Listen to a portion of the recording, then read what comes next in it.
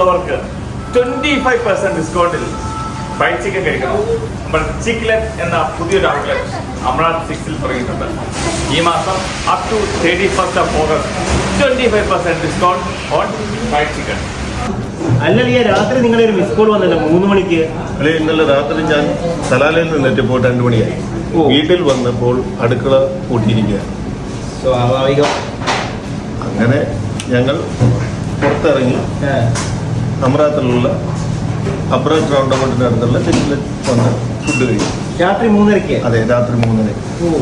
അപ്പോൾ നൈറ്റ് 3:30 ആയെങ്കിലും അമറാത്തിലുള്ളവർക്ക് വിശപ്പടക്കാൻ ഒരു പുതിയ സ്ഥലം.